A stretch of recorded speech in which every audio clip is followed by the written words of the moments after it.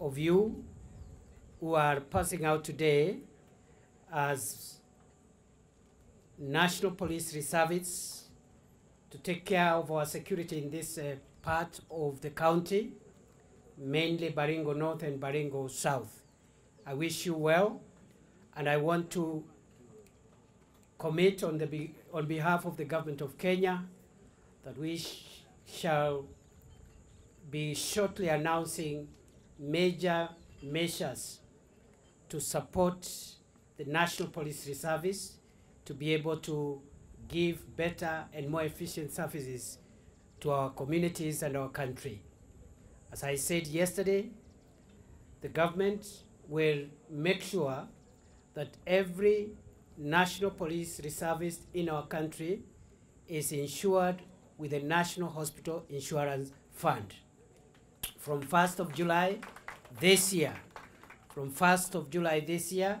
every National Police Reservist will be insured with a National Hospital Insurance Fund to make sure that you have a medical cover when you are injured in the line of duty. You can be treated, but also we will also extend that cover to members of your families. Secondly, the government will provide uniform, and we are in the process of concluding the design of the NPR uniform, which we shall apply to every NPR officer, full uniform, including footwear. Lazima tuwapatie sare kamili ya kikosi cha maafisa wa polisi wa ziada pamoja na viatu, ili muweze kufanya kazi yenu kwa njia ambayo iko na heshima. I also want to announce that the government is relooking at your stipend to see whether we can also be able to enhance your stipend, and so that between an enhanced stipend, uniform, and NHIF medical cover, you are able to provide better services for our people. And therefore, I don't want to take a lot of time. I have been here several times, as your leaders have said.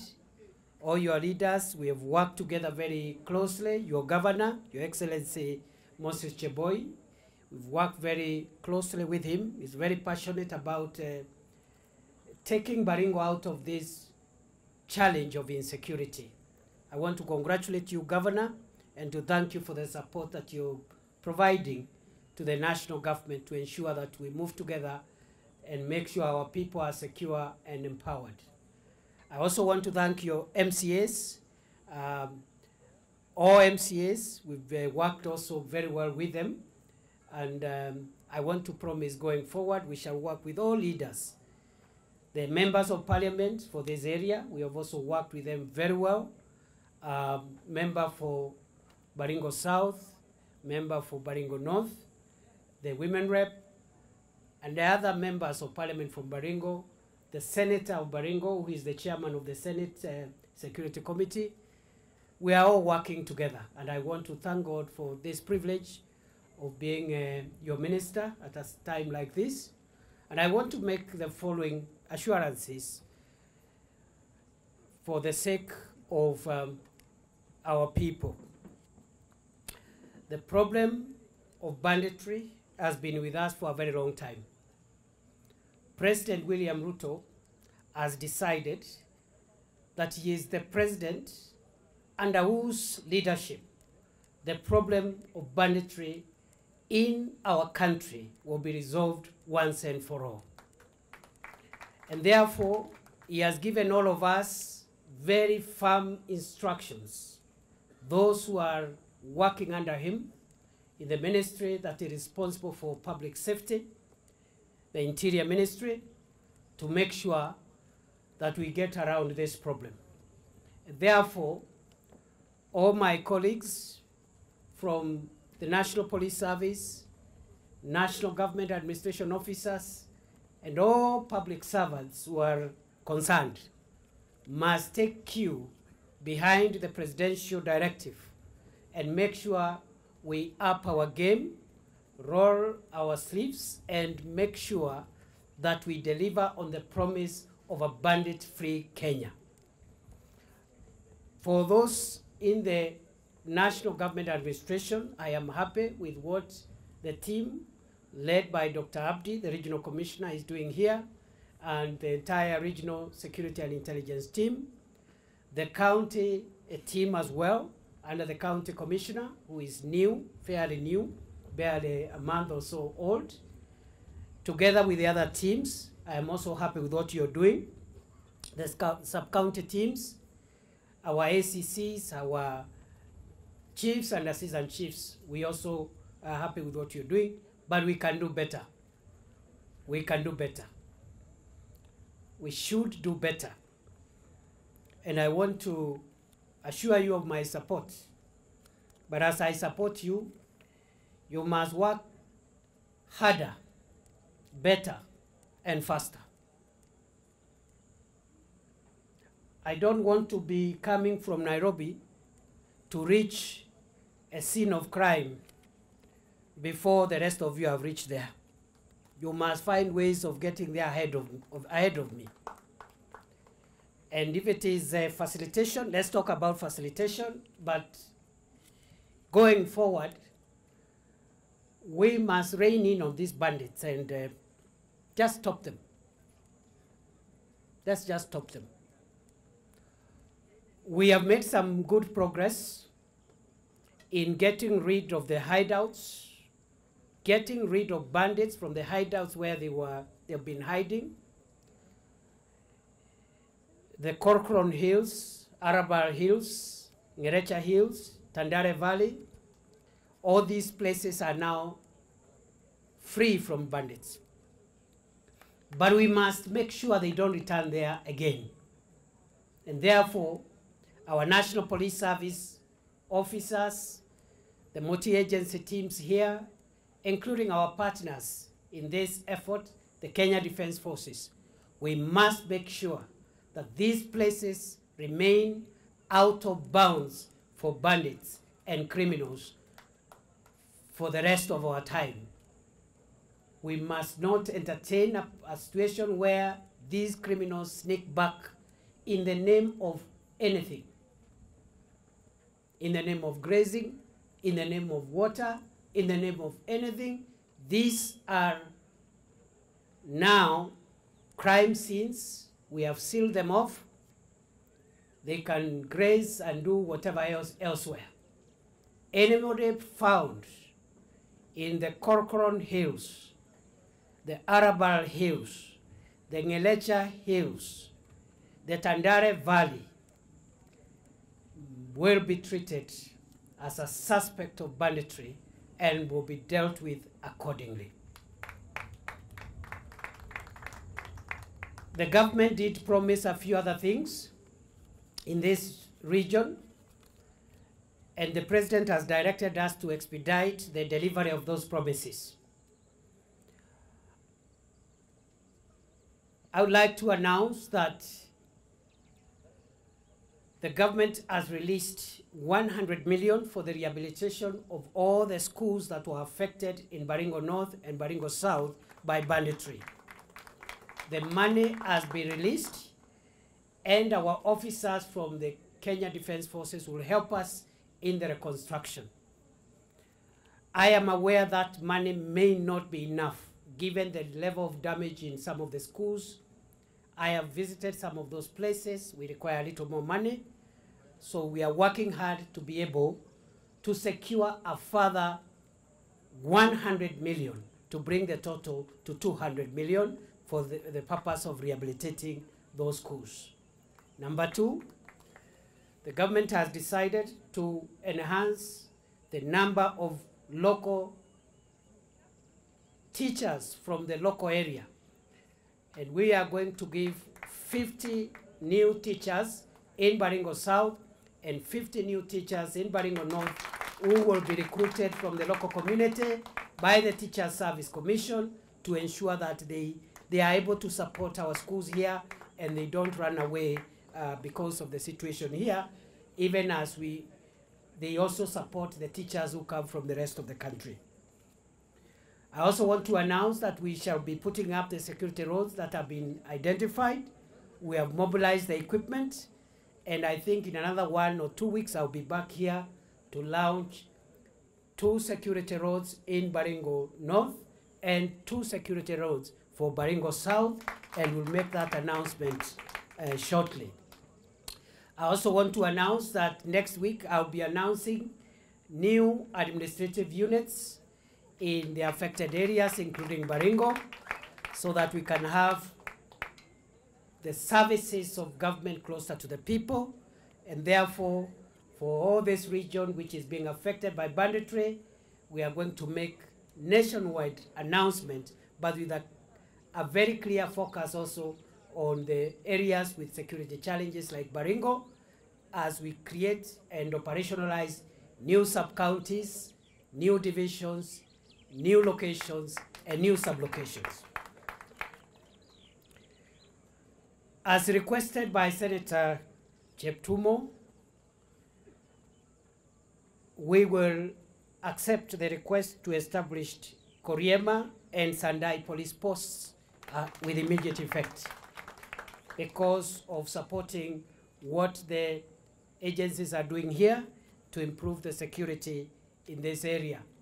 I want to take this opportunity to give my pole for those whose relatives were hurt in yesterday's attack. And I have discussed with the Member of Parliament for Baringo North. He will be going to see them in the hospital on our behalf this afternoon to take his pole. And perhaps when I come back to Baringo next week, I should be able to visit Baringo North, and we will be able also to visit some of the families that have been affected by this problem of bandits. At the moment, it is not possible for police and security officers to be in every homestead to be able to secure every homestead. And therefore, what you are seeing, the isolated attacks you're seeing, are criminals who are trying to attack, knowing very well that our police officers cannot be everywhere. We have said, going forward, we don't want to hear of any livestock theft again. The agencies working here must find a way of preventing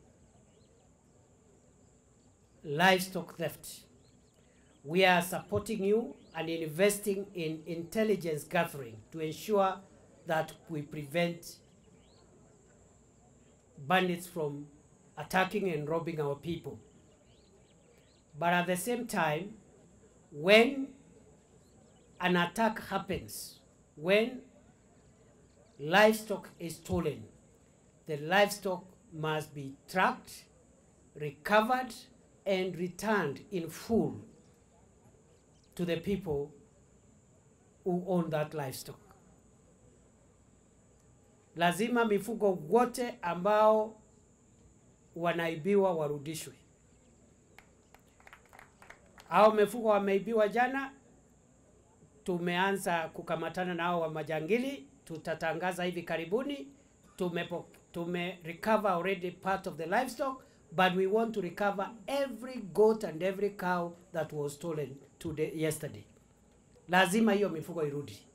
Kwa hivyo timu zetu zote, tukitoka hapa, mimi naenda njia hii, nyinyi muende njia ile ingine, lazima hao mifugo warudi hapa. Nikirudi hapa next week, nitangaze mifugo yote ilirudishiwa wenyewe.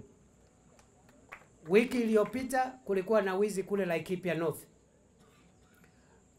Askari wetu, maofisa wa NPR, askari na KDF wamefuata ile mifugo, wamerudisha ile ng'ombe yote ikiwa salama kwa mwenyewe. Mbuzi wengine wameibiwa hapa Samburu wiki hii tu pale Longewan. Tumesukumana nao majangili, recover hizo mbuzi, kesho naenda kupokea pale Longewan. Mbuzi yote imepatikana. We want going forward. Number one, we must prevent livestock theft. Number two, in the unlikely event of a livestock theft, we must recover the livestock and return it to its owners. And therefore, on behalf of the government, I want to assure you that we are focused on this matter, and I want to make a vow before the people of Kenya that I will be the minister who will oversee the end of this barbaric and primitive act of banditry. Hawa wakora wametuzoea. Nataka kuapa mbele ya wananchi wa Kenya, mimi nitakuwa waziri mwenye atasimamia mwisho na kusimamishwa kabisa kwa shida hii ya wizi wa mifugo katika taifa letu la Kenya. Nataka wananchi watupatie muda kidogo. Shida hii tumekuwa nayo miaka 50, haiwezi kuisha siku moja. Lakini zile maneno ambazo zimefanya hii shida iendelee tunashughulikia, na nikirudi hapa wiki ijayo nitapatiana ripoti kamili.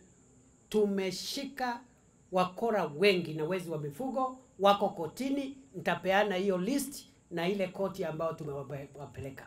Ndio wananchi wajue hao maafisa wetu wanafanya kazi. Kuna wengine tumewashughulikia. Kuna wengine tuliwaambia watoke kule Korokoron wakakataa kutoka.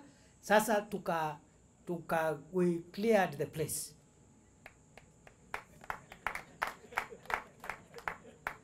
Nataka tu niseme hivi. The instructions of the president and all of us is to make sure that we bring this problem to an end. Anybody, whether a public official, a politician, a business person, a religious leader, anyone who stands between Kenya and the end of banditry will meet with the wrath of the law of our country. Ule mtu atasimama mbele yetu na vita dhidi ya wezi wa mifugo, tutapita na yeye. Awe ni mtu ya biashara, awe ni mwanasiasa, awe ni mwanabiashara, awe ni nani, tutapita naye kwa sababu wananchi wa Kenya wamechoka na mambo ya wizi wa mifugo na mauaji ya kiholela. That is the position of this government. Na mimi sitaki niongee mambo mengi. But 5 years from today, I want us to review where we will be.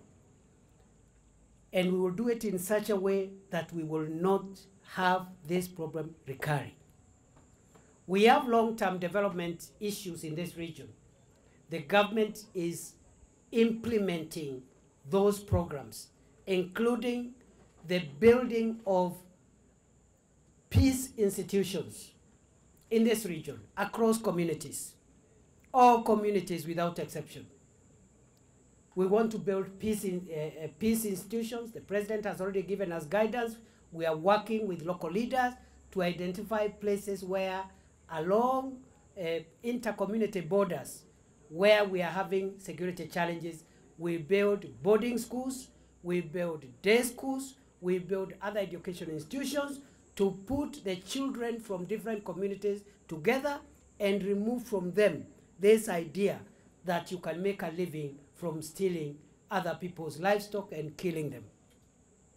Na mimi nataka niseme hapa tumeweka NPRs, vile vile nitaingia pale Tiati, kwa sababu wale majirani wenu pale Tiati, najua kuna wakora wengi pale, wezi wa ng'ombe.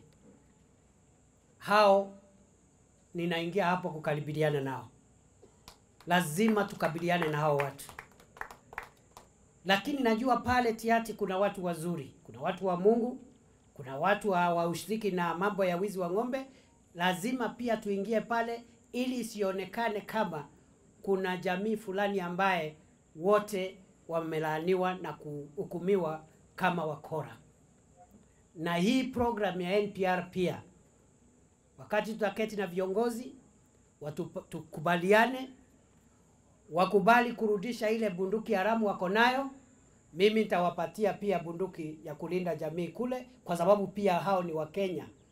Lakini kwanza warudishe bunduki haramu, ndio wapewe bunduki ya serikali ile ambayo tutafuatilia vile inatumika. That is our vision. This region must be set free. And the time is now. Kwa hivyo mimi sitaki kuongea kuzidi hapa. Naona mmekaa kwa muda mrefu na nitarudi mara mingi. Mimi naomba tu hao viongozi, saa nyingine mkisikia nimekuja na sija kuambia, ni vile mambo mengine ni mambo ya haraka. Na tukubaliane next time tukija hafla kama hii unaongea tu dakika moja. Sasa ukirefusha hao vijana wataanguka, wamesimama tangu saa 3. Ya, naongea dakika moja ama unasalamiana. Kwa sababu ile mambo, my office is open, I speak with all of you almost on a daily basis. Na ukibaki unakuwa balozi wa serikali.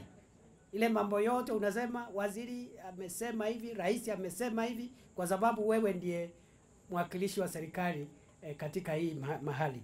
Kwa hivyo nataka niseme nashukuru. Nitawatafutia uniform, nitawatafutia viatu, nitawatafutia NHIF insurance cover nyinyi na familia zenu, na vile vile nitahakikisha kwamba hiyo police post ya Kariema na Sandai imefunguliwa, mashule ile tunarekebisha imerekebishwa, watoto wetu warudi shule, alafu tuanze peace building initiatives between communities, the Marakwet, the Tugen, the Pokots, the Samburus, the Turkanas. We want to bring communities together to get away from this backward behavior. Sasa kwa sababu hii hafla imeisha na this training was being supervised I think by Odero, Regional Police Commanders. Wewe ndio ulikuwa unapanga hii maneno hapa? So hawa vijana wangu na instructors tukitoka hapa, kwa sababu tunaenda kwa ndege, ndio tuende tukatafuta hiyo ng'ombe ambaye bado haijapatikana. Nataka sasa uwapange kidogo wakule ng'ombe ya kugraduate. Nitakuachia 1 million shillings ili washerekee pamoja. Asanteni sana. Mungu awabariki, muwe na wakati mzuri.